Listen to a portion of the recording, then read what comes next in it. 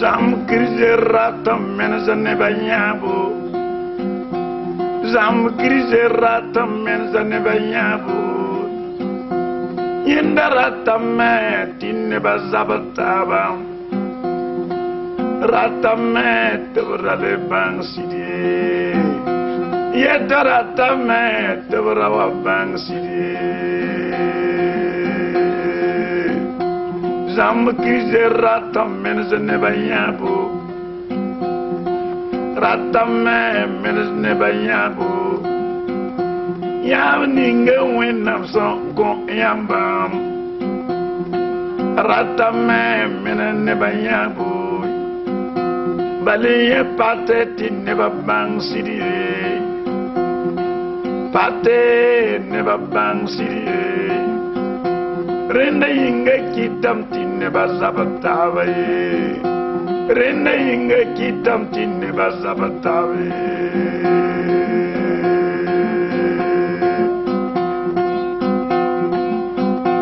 Jam krize ratam menza nebanyabo. Ratam menza nebanyabo. Neba basa tunne zabataba. Neba basa zabataba. Basi zabra ya man when I'm too man. Layam so tam nuzi man when too man. Layam gataba tum when too man. Jam krize ratam menen nebayabu. Balapati yam le bang si daye. Yenda bateti ne babang sida. Yenda kita me tinne bazabata. Yenda kita me tinne bazabata. Zam kise kite tinne bazabata. Yenda kita me tinne bazabata. Ratame menene bayabu. Afin que Dieu bénisse sa parole. Car vous êtes les bien-aimés de Dieu. Vous aimez la parole de Dieu. Et la parole de Dieu incarne Dieu lui-même. Notre Père Tout-Puissant, nous sommes en ta présence. Avec la lumière que tu nous as donnée, nous voulons présenter cela aux frères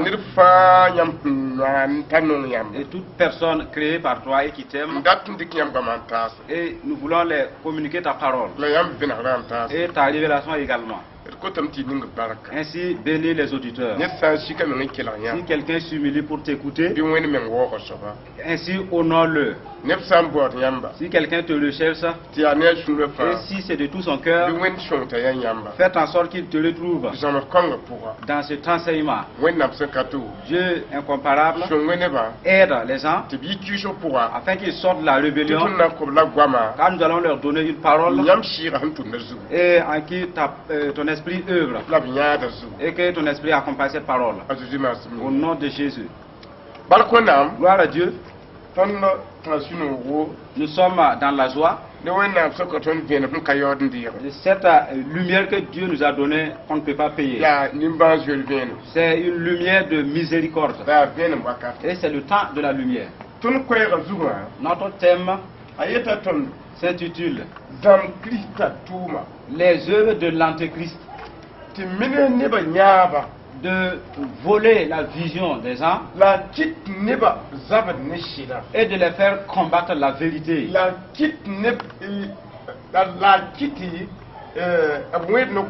En sorte qu'ils fassent des disputes avec la vérité. Les œuvres de l'Antéchrist, c'est ainsi. Ces œuvres, c'est de faire disparaître la vision des gens et faire en sorte que les gens discutent contre la vérité. Et pourtant la vérité reste telle. Ce sont les œuvres ainsi de l'Antéchrist. Là où il y a les discussions, la vision disparaît. Là où il y a les disputes, c'est des troubles qui se lèvent. Et Dieu ôte sa main de dessus. Voici les œuvres de l'Antéchrist. Ça n'est ainsi que nous voulons vous montrer les versets, les passages de notre enseignement. Voici les passages qui découlent de cette lumière. 1 Corinthiens 12, 4 à 11. Également chapitre 9, verset 7 à 14. Exode 36, 2 à 7. 2 Corinthiens chapitre 8, verset 8 à 12. Néhémie chapitre 13, verset 14. 1 Timothée 5, 6 à 7. Dans le livre des Juges chapitre 5, verset 23. Le livre de Ézéchiel chapitre 33, verset 1 à 6.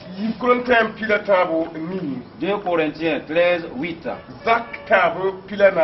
Jacques chapitre 3, verset 14. 1 Samuel 7, 8 à 10. Et Ézéchiel 22, 30. C'est dans ces passages que nous allons nous entretenir ensemble. Et nous allons vous présenter ces trois hommes que vous voyez. Le premier que vous voyez, c'est une autorité. C'est un leader religieux. Dieu regarde toujours les leaders. Et l'homme au milieu, il représente un aide. Et il vient en aide aux autorités. Et celui qui est derrière, il est assujetti par le leader. Et il représente tous les civils, tous les citoyens. Ainsi, nous matérialisons cela en Christ dans l'église. Et de ce qu'il a établi dans l'église, l'homme que vous voyez représente le pasteur.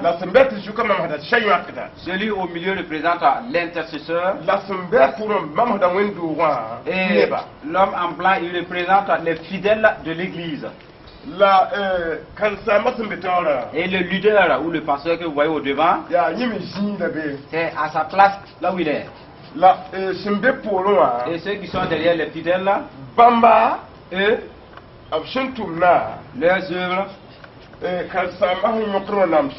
parce que le pasteur intercède, supplie Dieu, afin que Dieu protège l'église. Dieu les a suscités des gens, des fidèles. Et d'autres sont nommés des intercesseurs. Et les intercesseurs, ils aident le pasteur en priant. Et également les fidèles. Ainsi, si les fidèles recherchent, grâce à l'intercession, Dieu les bénisse. Et ils acquièrent des richesses. Et s'ils acquièrent des richesses, ils devraient prélever les dîmes et les offrandes pour aller donner. Donc, ainsi, si le leader reçoit ses dons, c'est la récompense de son service. Et que si un bœuf cultive, il ne doit pas avoir un mulet. Ainsi, lui, il a le temps de fuyer la parole de Dieu pour nourrir au peuple de Dieu, afin qu'il soit nourri. Ainsi, les intercesseurs, ce sont les soldats, les guerriers de l'église. Eux, c'est eux qui affrontent les démons qui viennent à l'église. D'autres ont les dons de révélation. D'autres intercesseurs, des dons de parler en langue. Et d'autres l'interprétation. D'autres c'est le discernement de tout esprit. Et cet homme représente le corps intercesseur. Ainsi, parce qu'ils sont au milieu, ils sont des gens que Dieu a dotés de multitudes de dons. Et ces dons sont en désaccord avec le vol. Et ils n'aiment pas le mensonge. Ils interdisent l'adultère. Ce que le don est,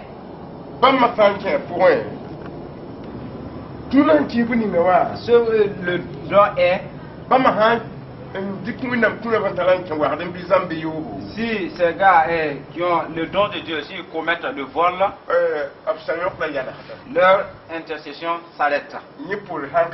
Après, s'il n'y a pas eu lieu de repentance, ainsi les intercesseurs méritent d'être entretenus. Ils sont distingués de l'ensemble des fidèles. Satan les recherche plus que les autres disciples. Parce qu'ils sont le corps des soldats de l'église. Et le thème s'intitule que Satan fait disparaître la vision des fidèles. Voici la signification. Les intercesseurs qui aident et le pasteur et les fidèles, ceux qui sont de ce côté, qui donnent leur richesse au devant, les richesses sautent surmontent ceux du milieu. Ainsi le leader reçoit ses dons.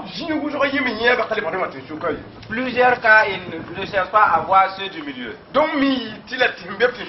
Serait obligé pour les intercesseurs qui sont des soldats et soit souffrent de faim. Voilà pourquoi vous voyez l'homme, il est maigri et il est faible.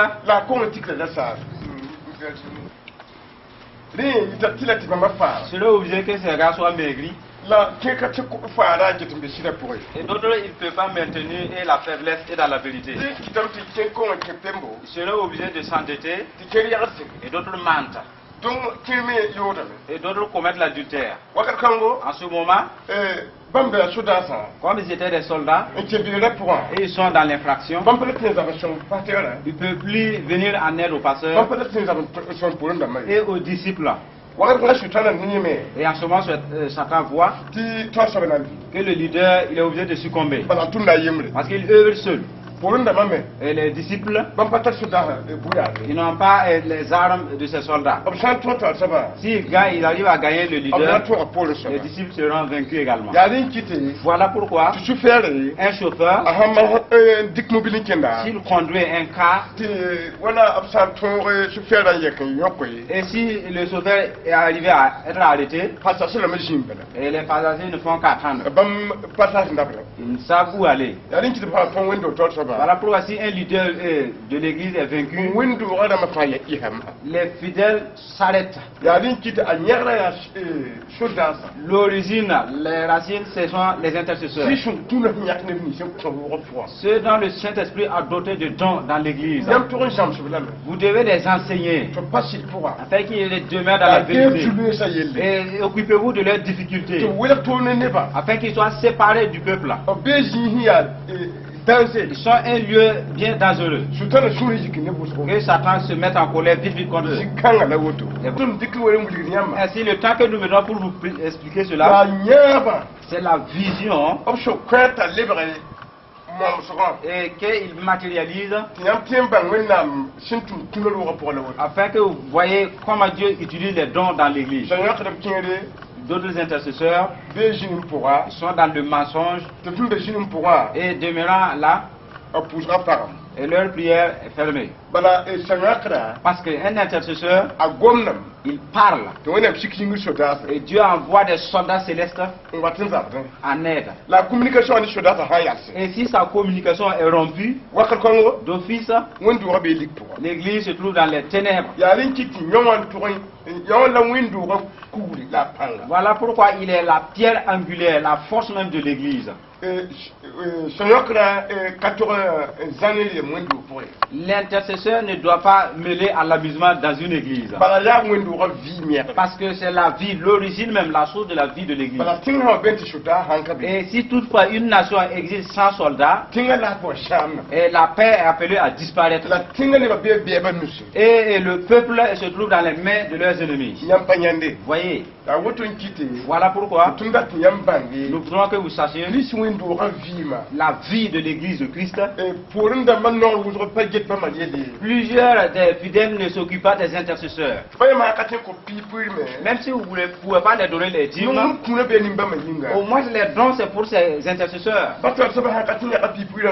Même si le leader ne veut pas donner de ses dîmes, au moins il peut les faire un don volontaire. C'est comme ce que je vous dis.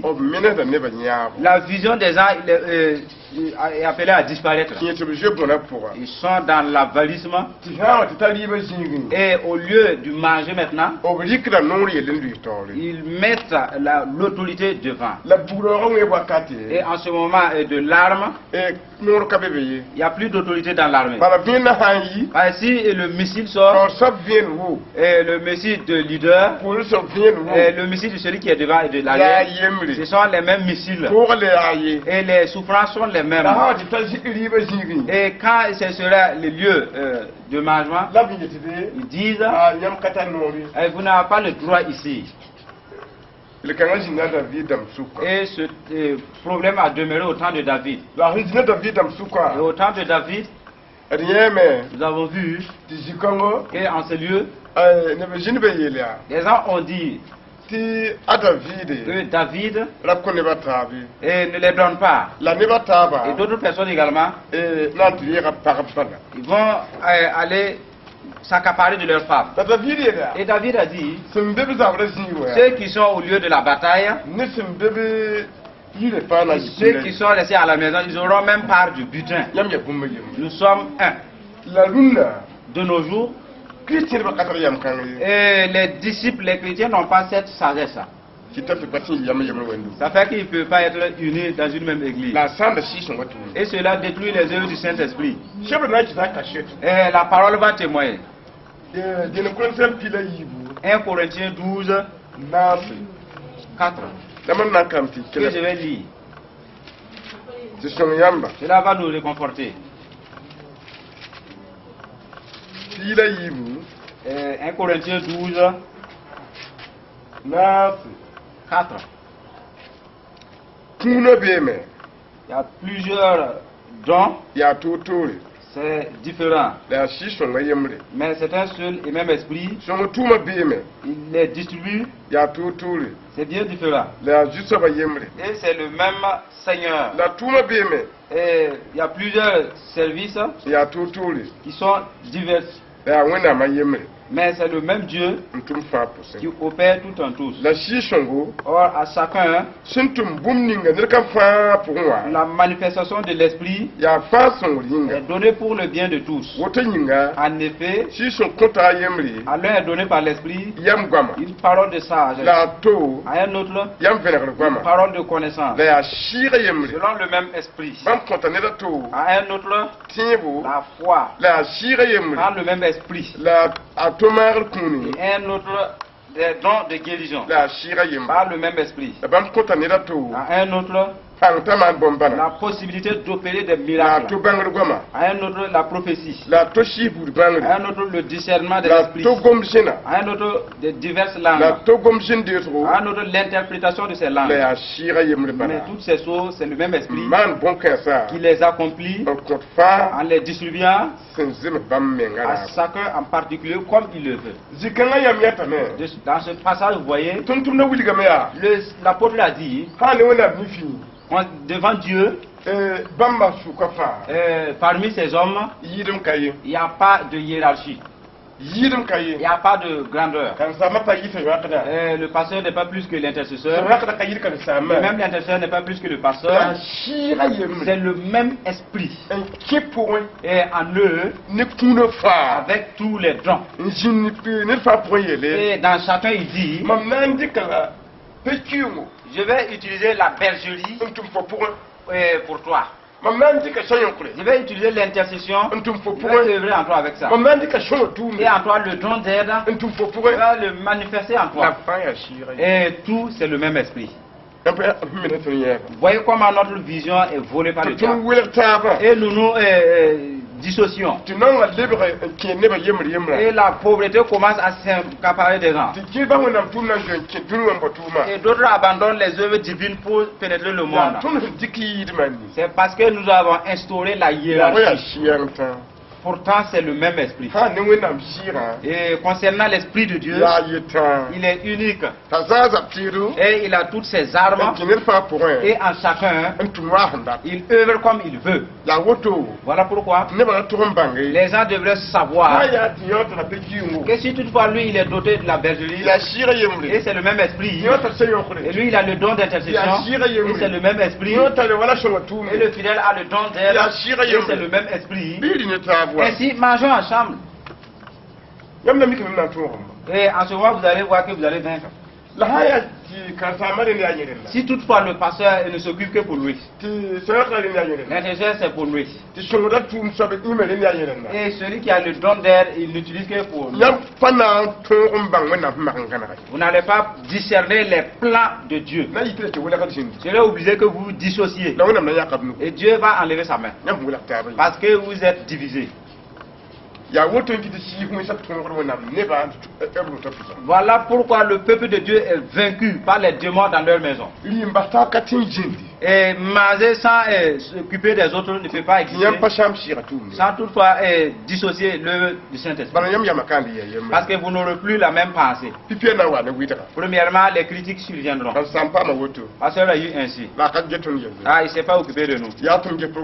Ah, il nous fait voir le programme seulement. Nous nous occupons des œuvres de l'intercession. Et pourtant, chez moi, il y a la famine. Je ne travaille pas. Je suis l'intercession.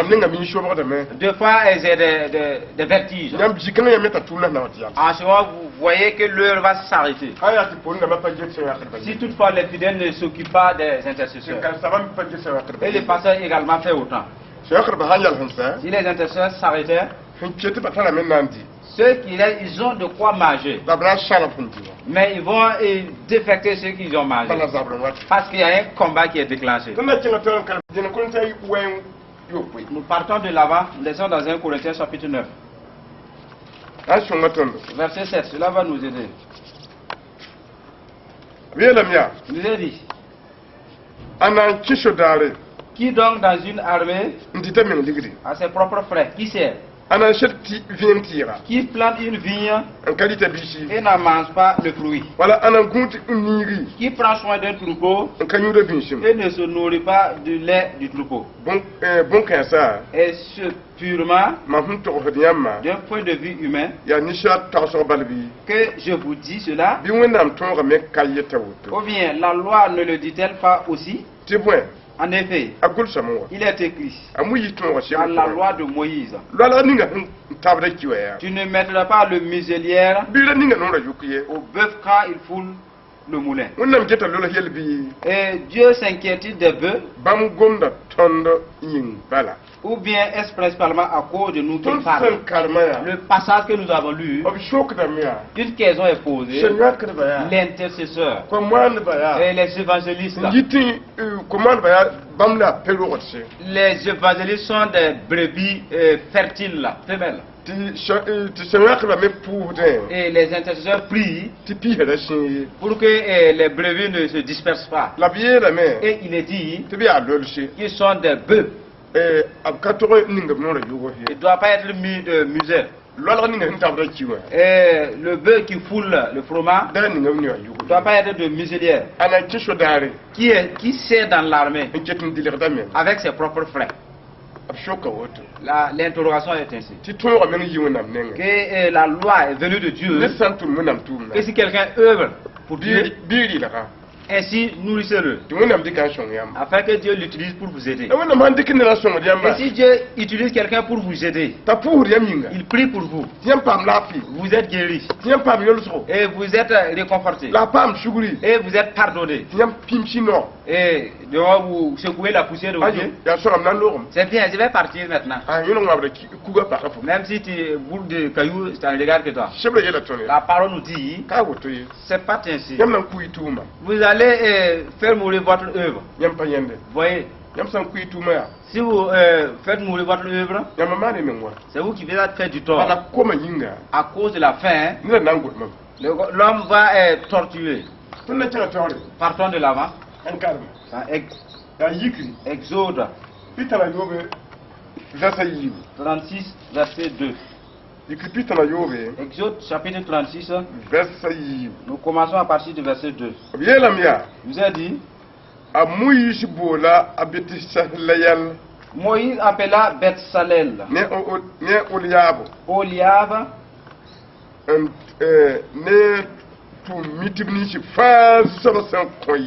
et tous les artisans dans l'esprit desquels l'Éternel avait mis l'habileté. Et pour l'œuvre. Et c'est avec libéralité. Ils prirent devant Moïse toutes les offrandes qu'avaient apporté les Israélites pour les objets destinés au service du sanctuaire. Et chaque matin, on apportait des offrandes à Moïse avec volonté. Alors les hommes habiles réalisent les travaux du sanctuaire, quittèrent chacun l'ouvrage auquel ils étaient occupés. Viens dire à Moïse. Le peuple apporte beaucoup plus qu'il ne faut pour réaliser le travail que l'Éternel a accordé de faire. Ainsi Moïse fit faire cette proclamation dans le camp que personne, homme ou femme, ne prépare plus d'offrande pour le sanctuaire. Et il a empêché le peuple d'en apporter. Car les objets préparés suffisaient pour tous les travaux. Il en est même trop. Vous voyez la fondation de l'église. La fondation de l'église, il est dit d'envoyer les richesses. Et Dieu a doté de la sagesse aux gens, comme nous les avons cités. Et il devait œuvrer pour la fondation du temple. Et les hommes habiles, ils étaient sages. Pourtant, ils n'avaient pas de richesse, ils n'avaient rien. Ils n'avaient pas de matériaux. Ils n'avaient pas d'argent également. Ils ont la sagesse. Ils sont habiles. Mais où sont les moyens? C'était obligé de proclamer au peuple d'envoyer leurs richesses afin que ces richesses soient avec volonté et avec joie, afin que les gens disent. Ce sont les hommes habiles qui disaient. Vraiment, ça n'est de trop. Dites, empêchez-les de ne plus emporter. Si le temple, l'église revenait sur ses pas, l'église allait se réveiller. Voici des serviteurs. Ils étaient des vrais serviteurs. Que Dieu les a choisis. Et ils étaient du vrai feu. Et à cause de la pauvreté, ils ont abandonné l'œuvre divine. Ils ont fait des concours. Et ils sont allés dans les villages. D'autres des enseignants. D'autres des infirmiers. Et le ministère de Dieu s'est éteint en eux. Et ils s'occupent maintenant du monde. Parce que cette affaire ne se réalise plus. Ainsi, les félicitations. Et revenons comme au temps de Moïse en fait. De nos jours, le peuple de Dieu a utilisé cette division dans le nom unique de Jésus. Et la division leur dévore. Parce que la division a engendré la détresse. Aucune église ne peut venir en aide à une autre église. Et pourtant, c'est le seul nom de Jésus. Et il n'y a qu'un seul paradis. Est-ce que cette division peut engendrer cela au paradis? C'est en effet à cela que d'autres églises vont rester sur la terre. Parce qu'une église peut doter de millions. Et une église n'a rien comme franc. Et pourtant c'est l'ensemble de l'église de Jésus. Et pourtant ils ne viennent pas en œuvre les uns les autres. Et cela tue l'église de Christ. Et des jeunes hommes et des jeunes filles qui ont le don du Saint-Esprit et qui voulaient œuvrer de tout leur cœur, ils se sont occupés de leurs propres œuvres. Parce que la fondation est mal faite. Et il est sur ceux qui ont la vision de revenir sur ce problème. Si nous revenons, Dieu va revenir. Et si nous partons dans le passage de 2 Corinthiens chapitre 8 verset 8 au verset 12. Dans ce passage il est dit: je ne dis pas cela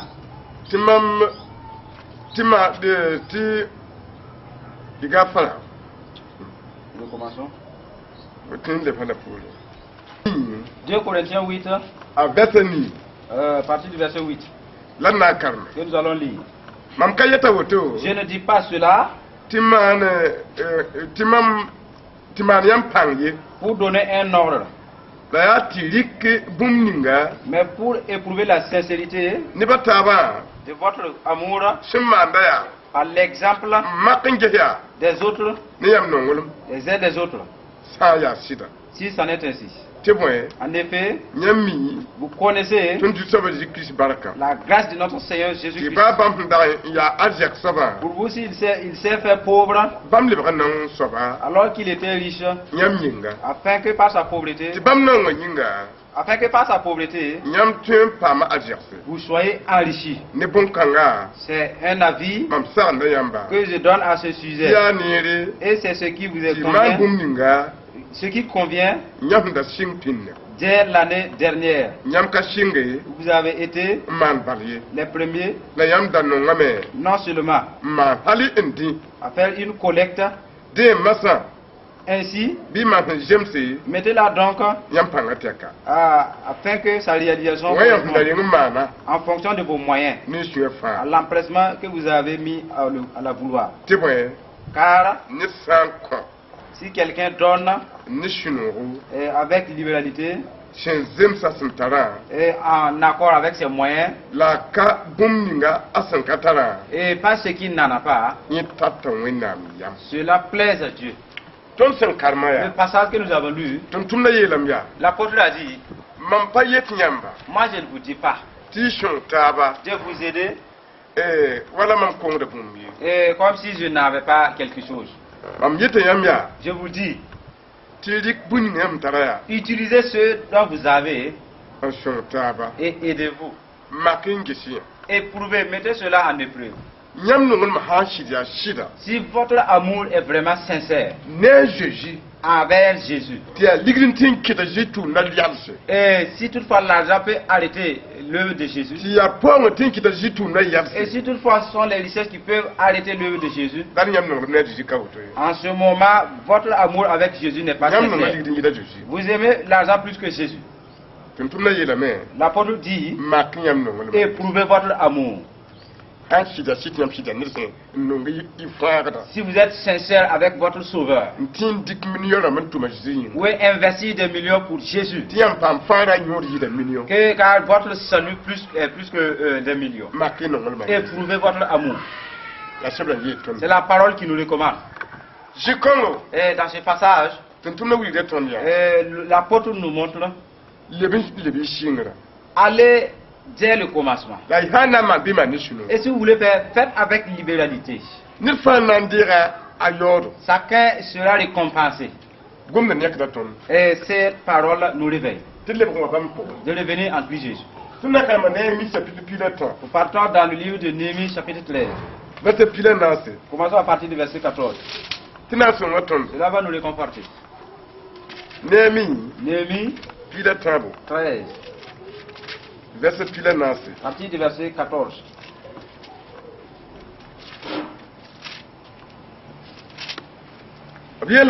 Isaiah 10. Verset 14. Souviens-toi de moi, mon Dieu. Souviens-toi de moi. À cause de cela, n'oublie pas mes actes de fidélité envers la maison de mon Dieu et son fonctionnement. Ça, c'est le témoignage de Néhémie. Mon Dieu, souviens-toi de moi. Les œuvres que j'ai réalisées dans le temple avec sincérité et de tout mon cœur. Même si quelqu'un ne me le comprend pas, même si les âmes me critiquent, Dieu, rappelle-toi de moi. Car j'ai fait cela pour ta gloire. Ainsi, suivant les pas de Néhémie. Cela va nous aider. Partons dans 1 Timothée 5-6. Cela va nous éclairer. Afin que nous ayons plus de lumière. 1 Timothée 5-6. Et celui qui cherche ses propres affections, même s'il vit, il est mort. Donne-leur ses instructions afin qu'elles soient irréprochables. Si quelqu'un ne prend pas soin des siens, et en particulier les membres de sa famille, il a renié la foi. Et il est pire qu'un païen. Ainsi, le passage que nous avons lu, la parole atteste que si quelqu'un recherche ses propres plaisirs et que la persévérance, l'avancement de l'œuvre de Dieu ne le préoccupe pas, et ce n'est que des voitures et des grands immeubles qui le préoccupent, et l'œuvre de Dieu suspend pour manque d'argent, la parole de Dieu nous dit, malgré que la personne est vivante, son nom ne figure pas dans le livre de vie. Il est mort, cette personne. C'est ce qui est écrit avant ta naissance. Quand tu seras né et que tu vivras dans cette parole, cette parole va te dévorer. Et si tu le connais, et si tu quittes cela, toi qui étais mort, tu deviens vivant. Nous partons de l'avance avec vous. Maintenant dans le livre des Juges 5, verset 23. Juges chapitre 5. Nous allons lire ensemble.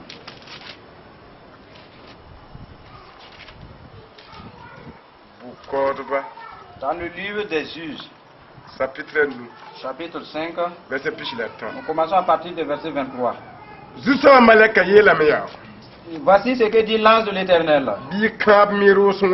Maudissez Mérose. Maudissez ses habitants. Maudissez-les.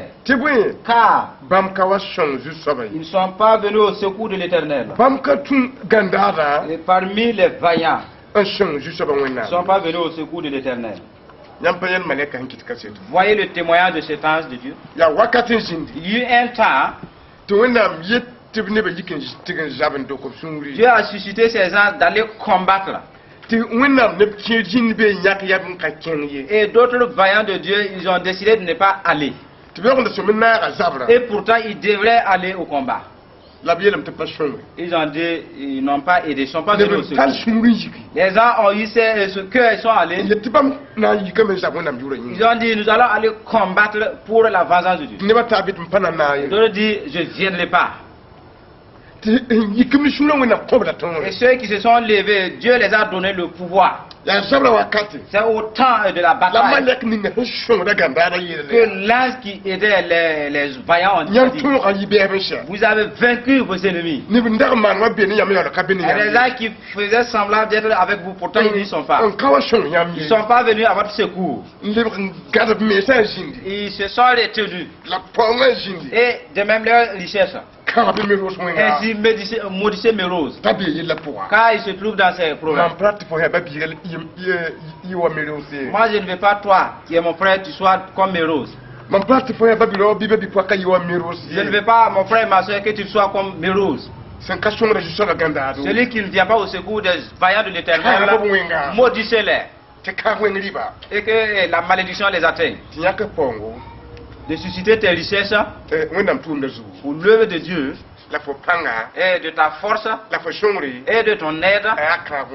Et si tu retiens cela, c'est une malédiction. C'est une malédiction. Voilà pourquoi il est dit maudissez mes roses. Car ils se sont dissociés de leur force et de leur richesse, de l'œuvre divine.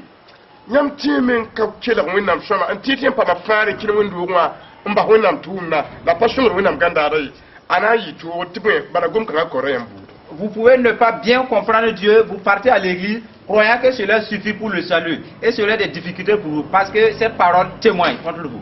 Nous partons de l'avant dans Ézéchiel 33. Commençons à partir du verset 1.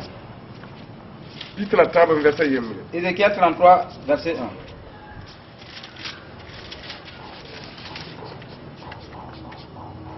Dans ce passage, il nous est dit, la parole de l'Éternel m'a été adressée.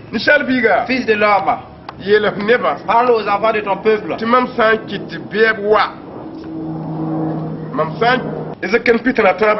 Ézéchiel 33,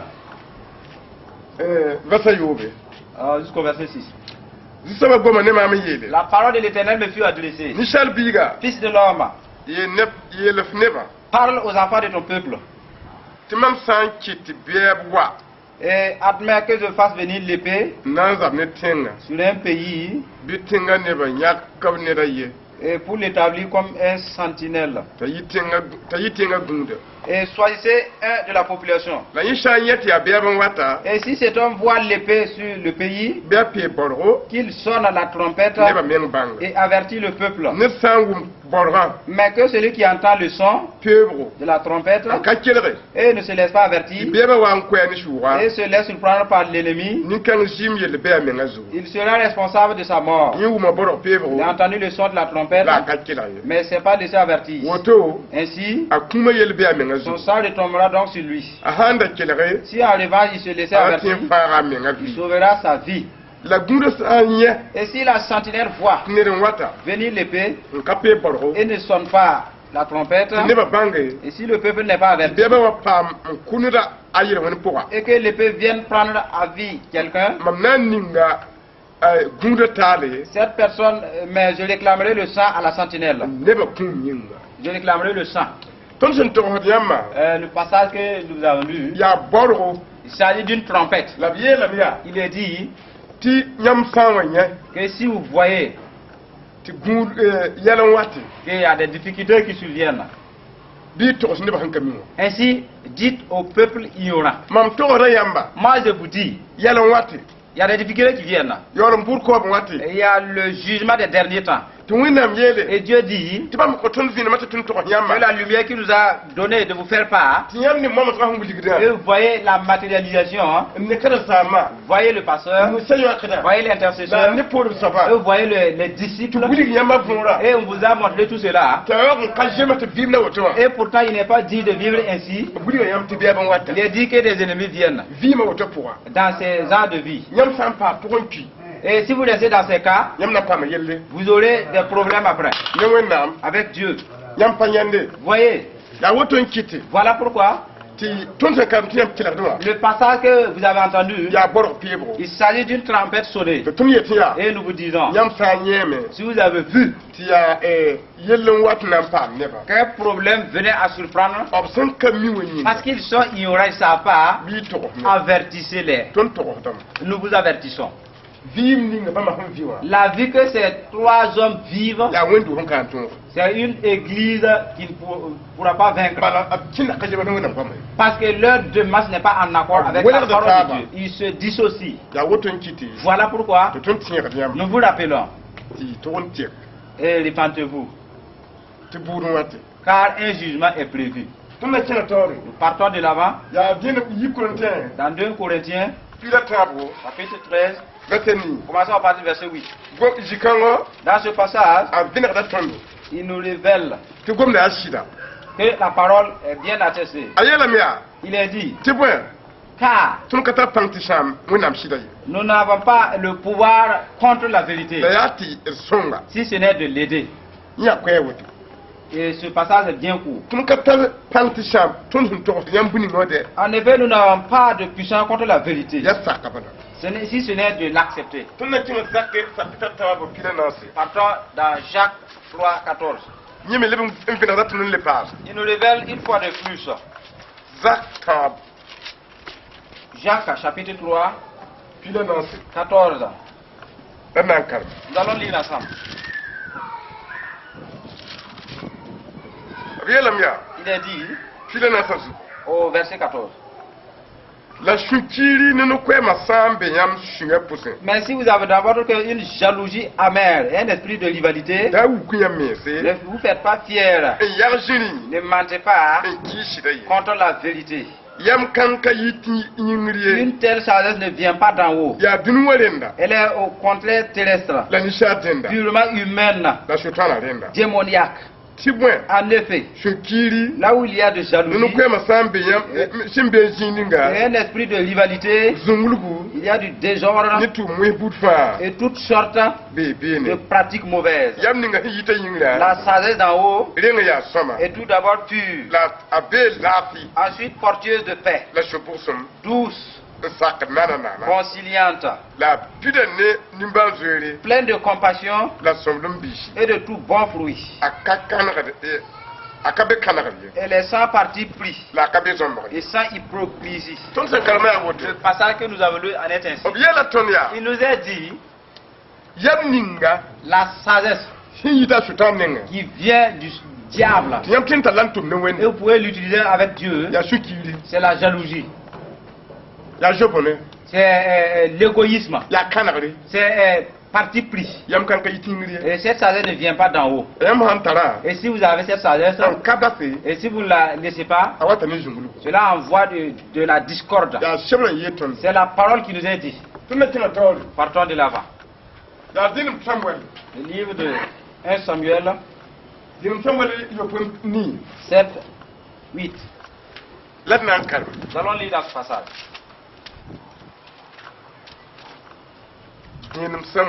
1 Samuel chapitre 7 verset 8.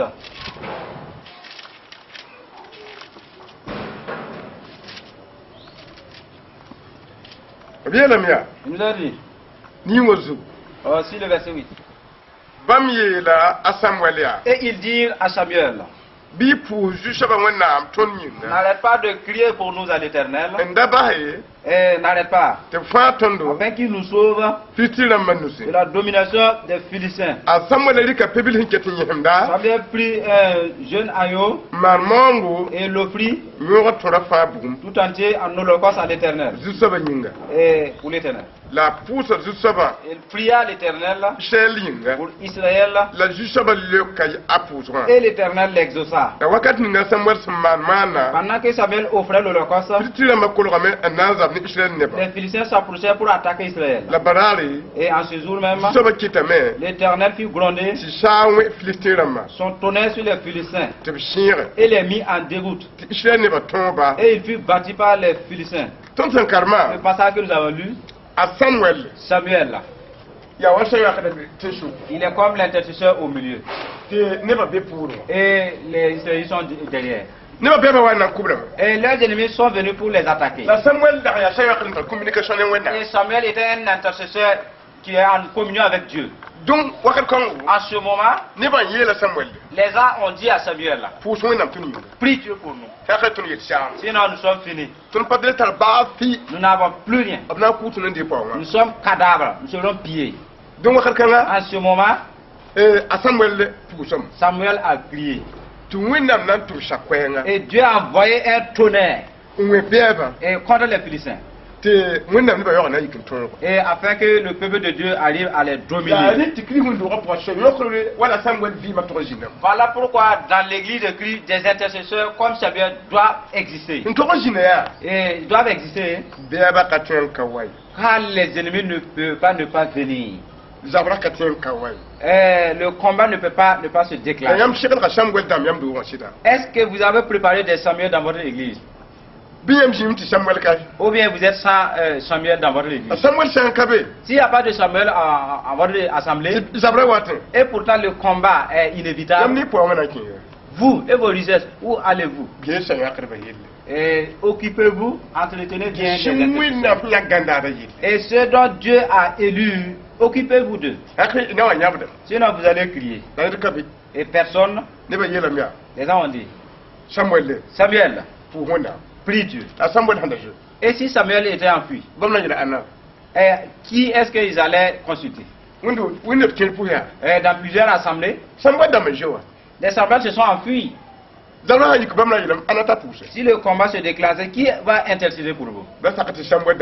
Ne laissez pas vos Samuel s'enfuir.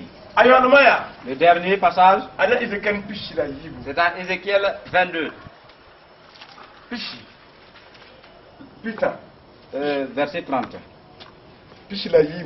Ézéchiel chapitre 22 et sur le verset 30. Dans ce passage, il nous a dit, je recherche parmi eux quelqu'un qui construit un mur, se tienne à la brèche devant moi en faveur de leur pays, pour que je ne le détruise pas. Mais je n'ai pas trouvé quelqu'un pour faire cela. Je déversai mon indignation sur eux. Je les assevrai par le feu de ma fureur. Vous voyez? Ça, c'est tout un pays. Dieu recherchait un seul intercesseur qui va s'agenouiller pour la nation. Pour que la nation ne soit pas abandonnée. Mais ce n'est pas une église, ce n'est pas une assemblée pour toute la nation. Et l'intercession, c'est une grande œuvre. Elle est comme une calebasse cassée en plein soleil. Et les gens dans la nuit commencent à courir cela. L'intercession, dans plusieurs cas, des problèmes peuvent survenir dans une nation. Et les armes de ce pays ne peuvent pas combattre contre ce problème. Et si l'intercession, au moment où les gens sont endormis, s'ils s'agenouillent, de son trône, Dieu opère des prodiges afin qu'ils descendent pour régler le problème de ce pays. Et que les bruits qui devaient se lever s'apaisent. L'intercession. Et les là-bas. Et des nations, pas seulement des assemblées, des familles. Elle réconcilie des vies. L'intercession, c'est Dieu qui l'a établi. Et il dit, demande, tu vas avoir. L'intercession, c'est le numéro de Dieu que Dieu a donné afin qu'il soit appelé. Quel que soit le problème dans ce monde, invoque-le. Voilà pourquoi les gens doivent entretenir les intercesseurs. C'est comme nous vous disons, la vision des gens sont perdus. Parce que Satan veut les mettre en péril. Ils investissent leur richesse là où la vanité existe. Et pourtant, là où il y a le gain, l'avantage n'est pas investi. Ainsi, entretenez vos intercesseurs. C'est un don que Dieu a ordonné. Moi, je te choisis afin que tu t'occupes des problèmes de ce monde et occupe-toi des problèmes de ton royaume. Invoque-moi afin que je les aide. Et dans ce royaume, ils ont laissé les Samuel disparaître là. Et ça s'est chauffé. Et Dieu lui-même a dit, Ézéchiel, c'est une seule personne que je cherche. Il allait intercéder afin que je ne vous détruise pas. Ézéchiel était le prophète. Pourtant, il n'était pas intercesseur. Vous voyez, il a fait part de ce que Dieu a dit. Et maintenant, lui-même se trouvait dans le pays. La colère, la fureur de Dieu va l'emporter lui-même. Il a dit, pourtant, il demeure dans ce problème. Ainsi, occupez-vous de vos intercesseurs. C'est la base même de l'œuvre comme ça. Les intercesseurs appellent les nations et ils envoient la paix.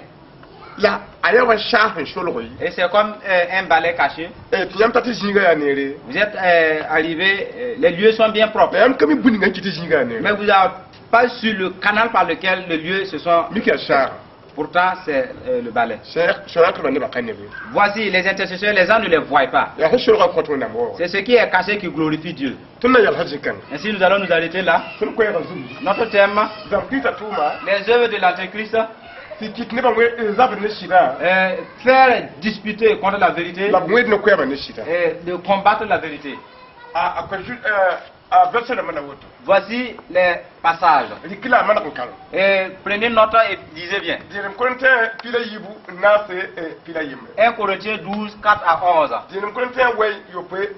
1 Corinthiens 9, 7 à 14. Exode 36, 2 à 7. 2 Corinthiens 8, 8 à 12. Le livre de Néhémie, chapitre 13, verset 14. 1 Timothée 5, 6 à 7. Dans le livre de Juges 5, 23. Ézéchiel 33, 1 à 6. L'épître aux Corinthiens 2, 13 à 8. Jacques 3 à 14. 1 Samuel 7, 8 à 10. Enfin Ézéchiel 22, 30. Ainsi prenez note, cela va vous aider. Et ainsi fouillez à nouveau la Bible. Nous allons prier pour vous. Notre Père Tout-Puissant, nous te rendons grâce. Tu nous as donné l'opportunité afin que nous faisons part de cette lumière. Et quiconque acceptera cette lumière, il sera sauvé. Celui qui va refuser cette lumière, il sera jugé. Et tu ne veux pas qu'aucune personne soit jugée. Voici la lumière que tu nous as donnée. Nous en avons fait part au peuple. Ainsi, bénis les auditeurs qui vont accepter. Bénis les auditeurs. Et donne-leur la force de t'obéir. Au nom de Jésus. Amen.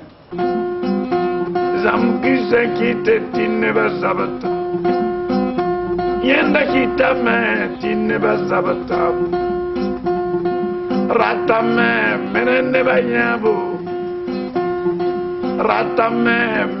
bayabu yenda pate neba bangsidam pate to bangsidam labi bangi eti nyafaya yimre winam ne baye ndeyam yaye